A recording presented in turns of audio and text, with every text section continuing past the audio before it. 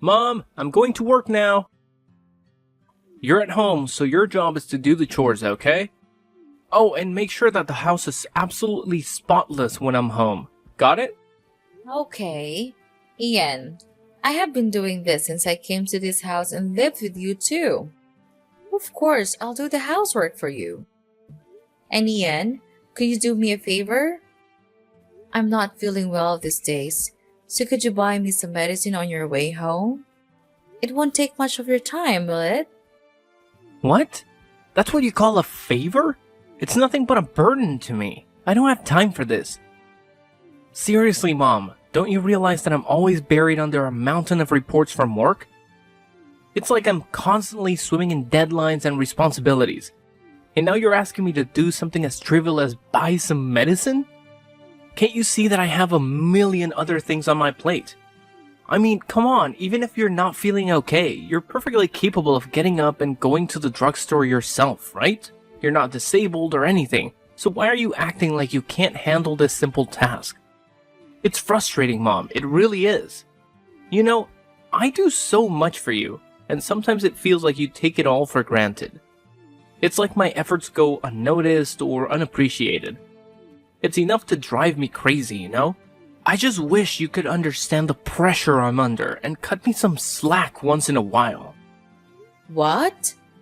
Ian, I'm not forcing you to do much. I'm just asking whether you're free to buy me some medicine. And how dare you talk to me like that? It's rude of you to treat your mother that way. I gave birth to you, loved you, and nurtured you until now.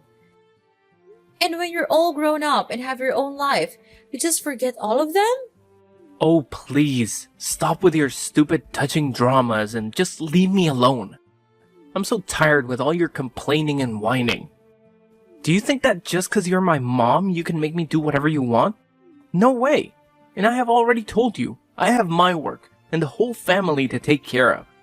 I'm exhausted right now, so could you please stop bothering me? Ian, I understand that you have your own life, but as your mother, I still have needs and sometimes require help. It's not about making you do whatever I want, but about the support and care that families should provide for one another. We're supposed to be there for each other, especially in times of need, right? Ugh, you're getting on my nerves. It's unbelievable. You're my mom, but it feels like you don't even make an effort to understand your own son. Ever since I was young, you constantly made me do things for you, and those things were like a never-ending nightmare. But now, things are different. I won't let you manipulate me like that anymore. I refuse to be your stupid, foolish son. I have my own life, my own job, and I work hard to earn money to support this entire household. You should acknowledge that and start adjusting your attitude towards me. If you do, we can all live in peace and happiness here. But if you continue with your behavior, well, I'll just have to do my own thing.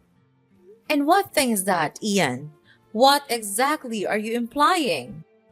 You're making a mountain out of a molehill, don't you know that? What? Oh, no, I'm not. I'm just expressing my honest feelings towards you, you useless mother. If you can't understand how frustrated I am, then maybe you need a reality check. You constantly disturb me and make a fuss over nothing, and it's driving me insane. Ian, I understand that you're upset, but resorting to insults and threats won't solve anything. We're family, and we should find ways to communicate and resolve our issues respectfully. Respect? What did you ever do to earn my respect? You're always intruding in my life, nagging about trivial matters and acting like you're the center of the universe. Well, newsflash, Mom, you're not. If you don't stop this behavior and give me some space, I'll have no choice but to throw you out of here. Got it? Ian, that's a hurtful and disrespectful thing to say. I may not be perfect, but I've always tried my best to take care of you and support you. Threatening to throw me out of my own home is completely uncalled for. Maybe if you had respected my boundaries and understood that I have my own life to live, we wouldn't be having this conversation. I'm tired of being suffocated by your constant demands and melodrama. It's time for you to realize that I'm an adult now, and I deserve to be treated as such. Are you blaming things on your own mother? You've got the nerve. You don't have the right to say that about me. Are you losing your mind? You're insulting your mom. What's so serious about that anyway? And I'm not being rude at all. It's you who always wants to make every bad thing my fault. But don't think that I'll be tricked into your cunning trap. I'm not that innocent boy. Now, if you pardon me, I've got some important work to do right now.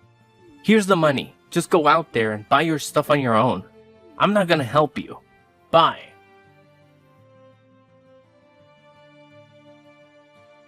Hey, Mom. Ian here. I can't believe it. Are you at the hospital right now?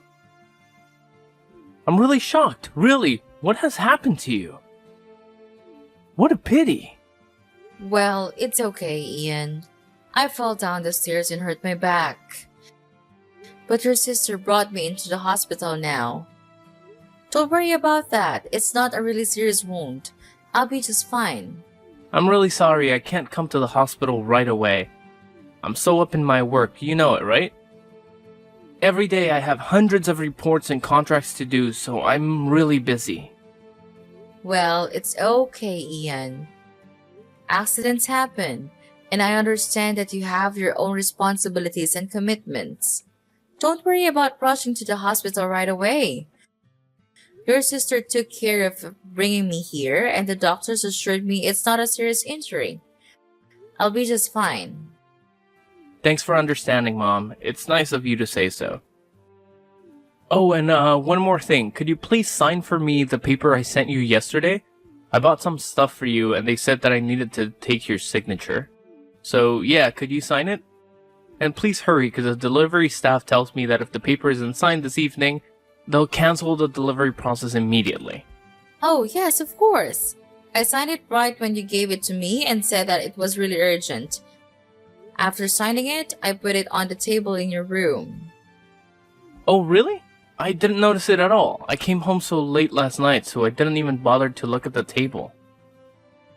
Well, anyway, thank you so much. You've done me a favor. I know you'll always help me when I'm in need. Of course, Ian. You know I'm always there for you, right? Anyway, if you have time, could you take some time to come here and meet me? I miss you so much. Well, I'm not really sure. I can't manage my time for almost anything recently. I have to work a lot to catch up with my daily KPI, but you already have my sister, so if you need help, just call her. But I think I'll try. Be sure to get well soon, okay, Mom? Well, okay then. I'll try. But don't you think that it'll be better if you can come here and visit me? Just a little bit? Ugh, Mom, you know how busy I am. I barely have time to breathe, let alone visit. Besides, I already told you that my sister can help you. Can't you just rely on her? Ian, I understand that you're busy, but it would mean the world to me if you could take some time out of your schedule to visit me. Your sister has her own life too, and it's not fair for me to burden her all the time. Mom, I get it. You want me to visit, but honestly, I'm swamped with work. My to-do list is a mile long, and my boss is breathing down my neck about these KPIs. It's like I'm on a never-ending treadmill, you know? I hear you, Ian, and I know work can be demanding. But family is important too, and sometimes we need to prioritize spending time with our loved ones. Your sister has been helping, but it's not the same as having my son here with me. I know, Mom, and I do care about you. It's just frustrating when it feels like there aren't enough hours in the day. I wish I could clone myself or have a time turner like in those Harry Potter books. Then I could be in two places at once. Wouldn't that be something? But unfortunately, We don't have magical solutions. All I'm asking for is a little visit, even if it's just for a short while. It would mean so much to me, Ian. Fine, Mom. I'll see what I can do. But I'm really not sure, so don't wait for me. Okay, son. Oh, hi, Mom. Do you feel much better now? Yeah, well, fortunately, everything's getting much better now. And I think that I will be discharged from the hospital soon.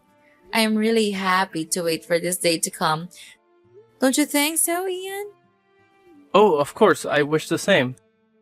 I'm thrilled to hear that you're on the road to recovery. It's been a challenging time, but seeing you get better brings me so much relief and joy. I can't wait for the day you're back home healthy and happy. Really? You do? That's good to hear. I'm glad you think the same. Yeah, and I'm really eager to tell you this important news as well. Well, you'll be really surprised to hear this. Really, Ian? Why do you always have to be so mysterious? Just tell me what the news is already. Don't keep me in suspense. Is that good news? Is it a special present for me? Oh, I can't wait to see it. What do you think I'll give you? No, you're totally wrong about everything. See this for yourself. Oh my gosh, it's unbelievable. Is this a will? Tell me, Ian. I don't understand. Did you make up a will for me? And you tricked me into signing it so you can grab all of my property, is that right? I can't believe my eyes anymore. You'll have to believe me now. And yes, I lied to you. I lied about everything. Remember that present I told you about? I told you that if you didn't sign the paper right away, they wouldn't deliver the gift, right? Well, there's no present at all. I made that all up. Wait, what have you just said? There's no gift? So I think it's just a waste of my time looking forward to receiving the present from you. I shouldn't have trusted you all these days. Who do you think I am? Your gold mine? You're being ridiculous, Ian. Oh, come on, Hazel. Don't be so dramatic. It was just a little joke. Can't you take a joke? I mean, who needs a present anyway? Material possessions are overrated. It's the thought that counts, right? And the thought of tricking you into signing the will is absolutely amazing. Wow, I'm so intelligent, aren't I? Are you kidding me, Ian? How could you be so heartless to me, your mother, like that? Thinking that my son has been lying to me all these times make me feel completely awful. How could you do that to your own blooded mother? Oh, Mom, you're blowing this way out of proportion. Just remember that I'm still your blooded son, so I'm entitled to everything in this house. So I'm just taking what's mine. It's that simple, don't you understand? I'm not stealing your property. I'm taking my property. Got that? Entitled to everything in this house? Is that how you see our relationship, Ian? As some sort of ownership where you can just take whatever you please? It's not about who owns what. It's about respect and consideration for each other. I never raised you to be so selfish and callous. So now you realize my true face, right, Mom? I don't give a damn about it. All I'm thinking of is the huge property that I'm going to inherit from you. That would be a huge load of money, right? Understanding and fair balance. I understand that you're my son, Ian, but that doesn't give you the right to disregard my feelings or treat me like some obstacle to overcome. How could you do that to me? You're such a terrible son. You can just show me a little bit of sympathy. Oh, come on, Mom. Can't you see the bigger picture here? We're talking about a massive inheritance. Money, property, The whole shebang. It's like winning the lottery, only better, because it's all in the family. Haha. Ian, it's not about the money. It's about the way you're treating me. I thought we had a bond, a connection as mother and son, but all you care about is material wealth. It's disheartening to see how you value possessions over relationships. Of course. Why not? With all that money and property, I could live a life of luxury alone. I could finally have everything you've ever dreamed of. Fancy vacations, expensive cars, designer clothes, the works. Doesn't that sound appealing? Ian, money can't buy happiness. It might provide temporary pleasures, but true fulfillment comes from meaningful connections and treating others with respect. I can't believe you're so fixated on material possessions that you're willing to disregard our relationship. Oh, lighten up, Mom. You're being so melodramatic. Why can't I take back the money that is sooner or later mine? And what do you need these properties for anyway? You're too old and weak now. It's almost time you kicked the bucket, don't you think? You can't even walk the steps, see? That's why I decided to speed up the process and take what has to be mine. In this family, it's clear that you only care about my sister. I don't understand what she did to you, but it's obviously not fair to me at all. Well, I know you will eventually give all of your assets to her one day, so I would have to do it first to protect my own well-being. All of these things, the house, the garden, all of them will soon become mine. Ian, it's not about fairness or what you think you're entitled to. It's about respect and compassion. You're talking about wishing for my demise just so you can get your hands on the assets. That's beyond cruel and heartless. Well, Mom, it's not like you're gonna need those properties anyway. I mean, you're getting up there in age, and let's face it, you're not as spry as you used to be. Walking up the stairs is a challenge for you these days. It's about time someone took charge and made better use of those assets. How dare you speak to me like that, Ian? My age or physical condition doesn't give you the right to treat me with such disrespect. And it's certainly not an excuse for you to expedite my departure from this world. Your lack of empathy is truly disturbing. You know what's even more disturbing, Mom? The fact that you clearly favor my sister over me. I don't understand what she did to earn your affection, but it's blatantly unfair. And mark my words, one day, you'll just hand over everything to her, leaving me with nothing. Ian, this isn't about favoritism. It's about your attitude and the way you're behaving right now. I can't believe you're willing to stoop so low and use these manipulative tactics to try and secure your own well-being. Family should be about love and support, not greed and deceit.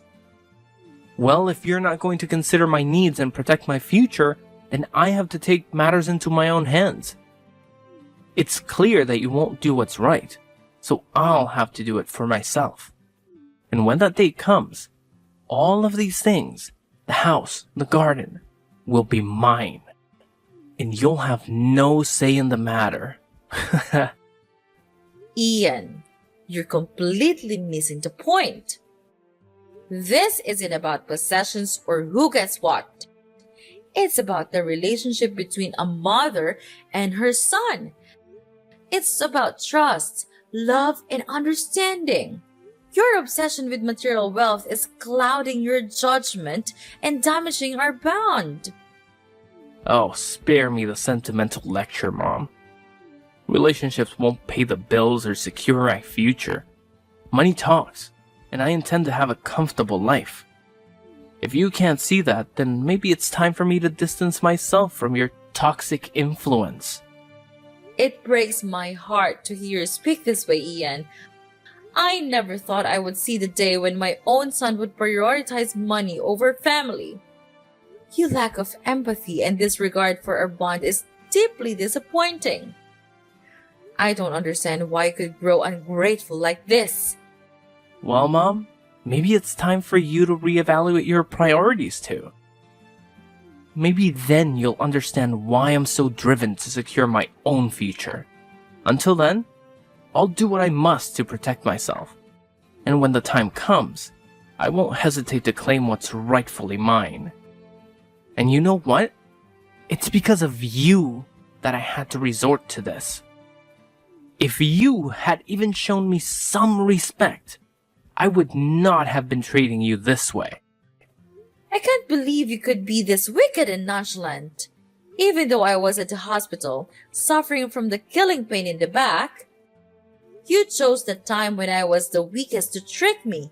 Your mother? That's unacceptable. If you could be that harsh, then I'll spill the beans to you. This will is not valid. What? What do you even mean? I don't understand.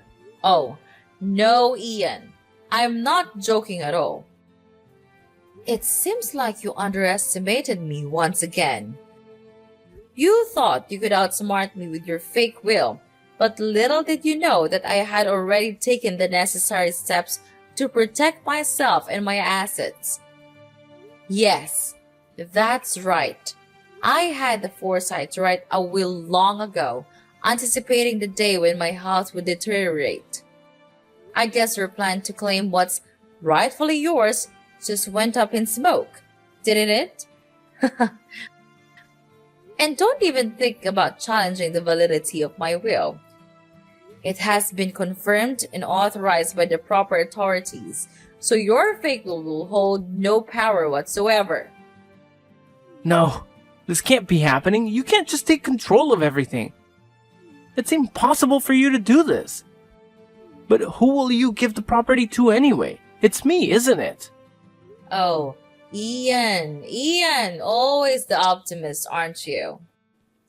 Well, I hate to burst your bubble, but it seems like the reality has caught up with you. But I'm really afraid to tell you that I gave all of my assets to your sister. She's the one who takes care of me the most, even when I was at my worst. At that time, you always seemed to be too busy with your work, so I think maybe you should just stick to them all your life.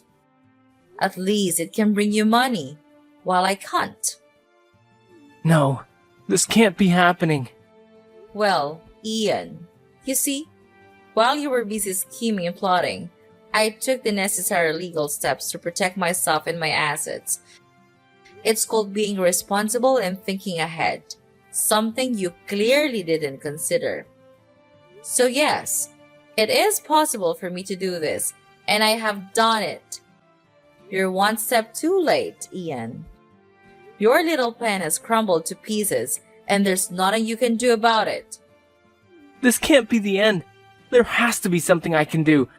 You can't just shut me out like this. Oh, poor Ian. Still clinging to hope, aren't you? Well, I hate to break it to you, but you've run out of options.